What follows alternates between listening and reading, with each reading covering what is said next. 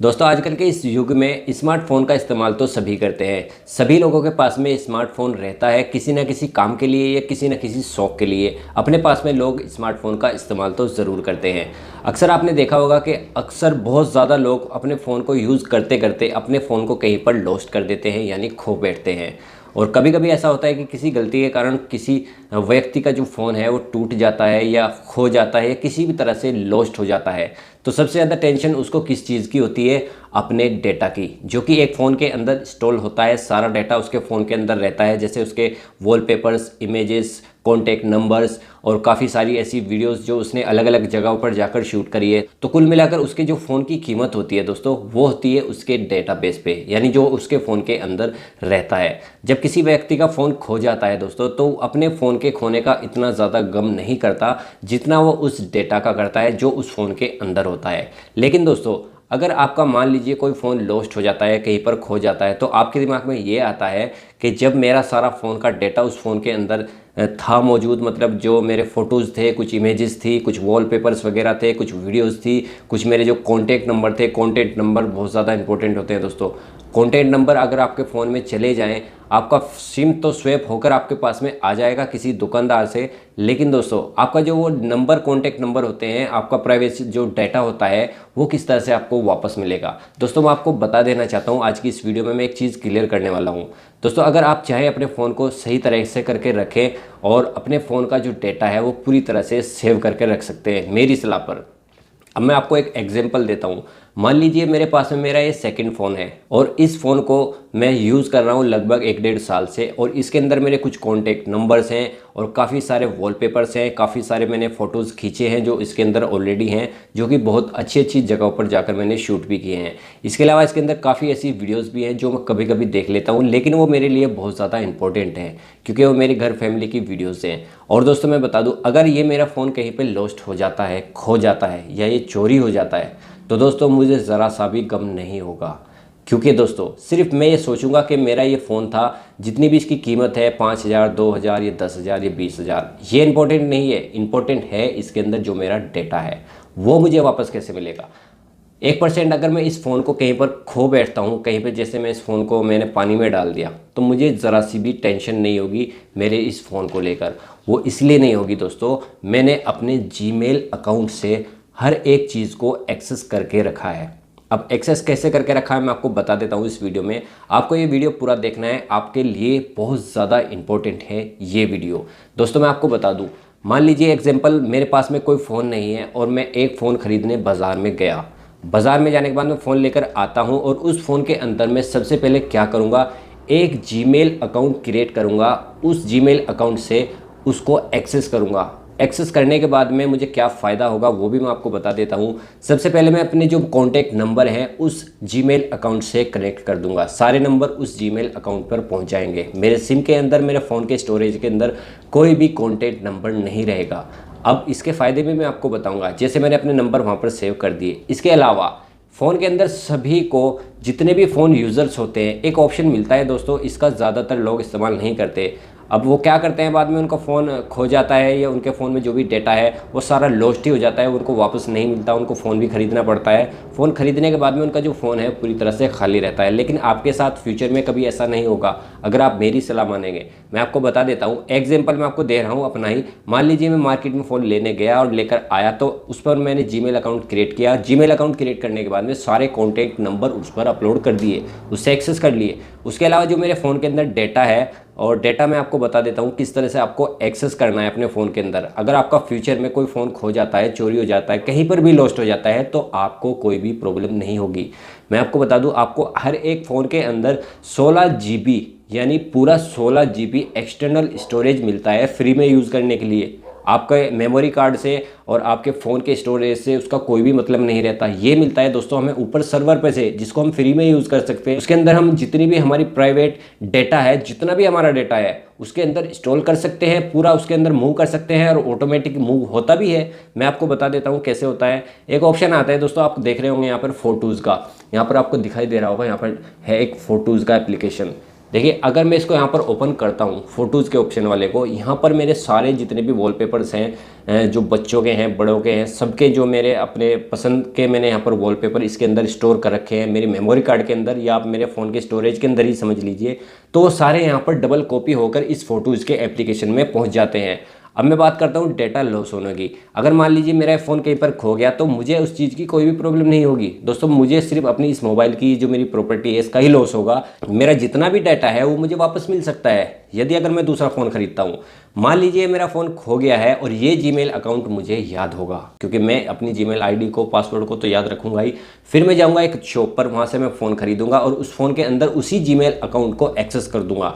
Access करने के बाद में वो सारा जो डेटा है जो मैंने अपनी जीमेल अकाउंट उस फ़ोन से यानी नए फ़ोन से एक्सेस किया है, तो वो सारा डेटा मेरे फ़ोन में ऑटोमेटिकली आ जाएगा। तो ये बहुत बड़ा फ़ायदा होता है दोस्तों।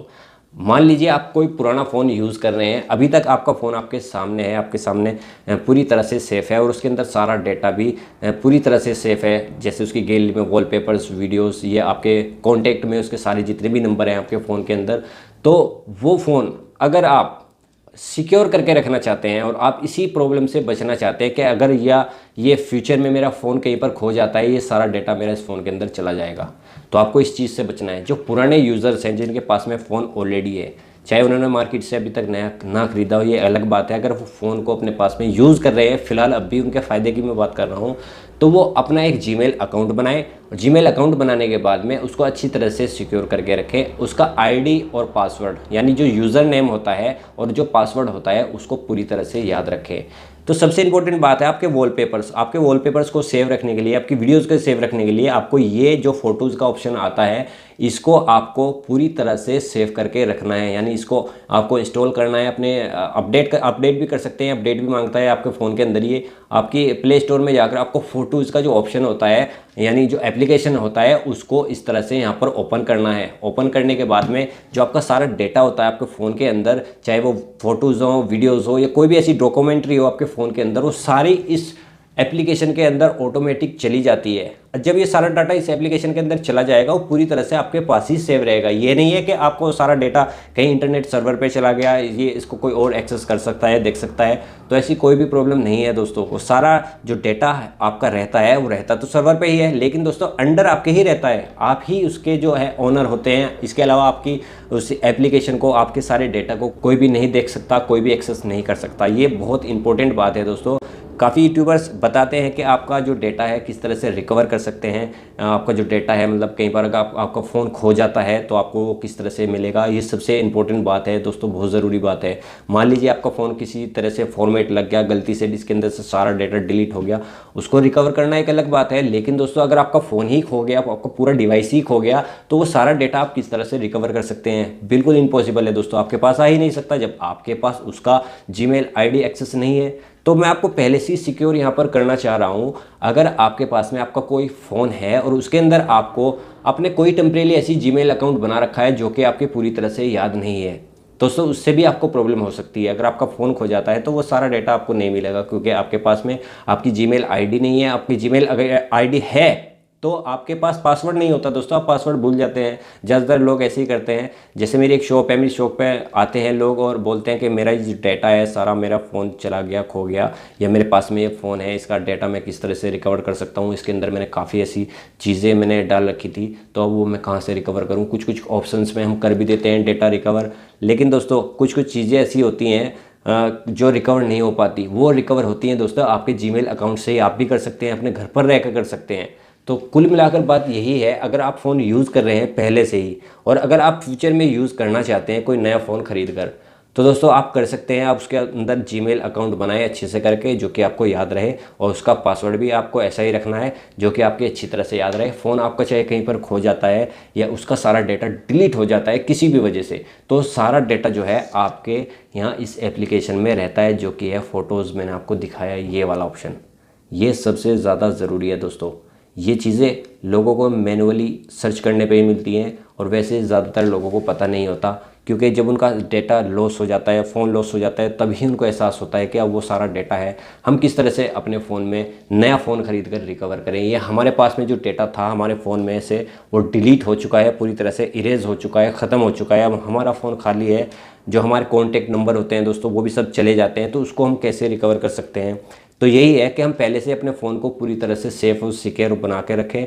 अच्छी तरह से हमारा फ़ोन सिक्योर रहेगा तो हमारा फ़ोन चाहे कहीं पे खो जाए, टूट जाए या हमारा फ़ोन फॉर्मेट लग जाए गलती से, तो दोस्तों वो सारा डेटा है हमारी उस सिर्फ एक जीमेल अकाउंट से रिकवर हो सकता है, ऑटोमेटिकली रिकवर होगा हमारे फ़ोन के अंदर। तो आपको ये चीज़ ध्यान रखनी है। फ्यूचर में आपको इस चीज़ की टेंशन भी नहीं रहेगी कि मेरा डाटा कहीं पर खो गया, अब मुझे किसी मैकेनिक से जाकर इसको रिकवर कराना पड़ेगा, या कोई मोबाइल शॉपकीपर है उसके पास जाकर उसको 100, 200, 300, 400 रुपये यानी हज़ार रुपये देने के लिए भी लोग तैयार हो जाते हैं। तो आपको उस चीज़ की भी ज़रूरत नहीं रहेगी, आप इस काम को अपने घर पर ही कर सकते हैं।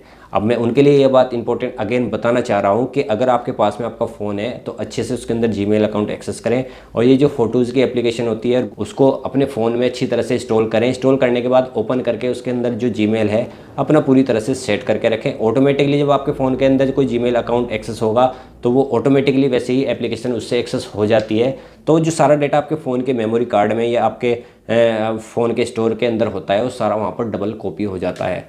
तो डबल कॉपी होने के बाद आपकी चाहे मेमोरी कार्ड ख़राब हो जाए, चाहे आपके फ़ोन का स्टोरेज डिलीट हो जाए, तो उससे भी आपको कोई प्रॉब्लम नहीं होगी, क्योंकि वहाँ पर सारी चीज़ ऑटोमेटिकली डबल होकर कॉपी हो जाती है।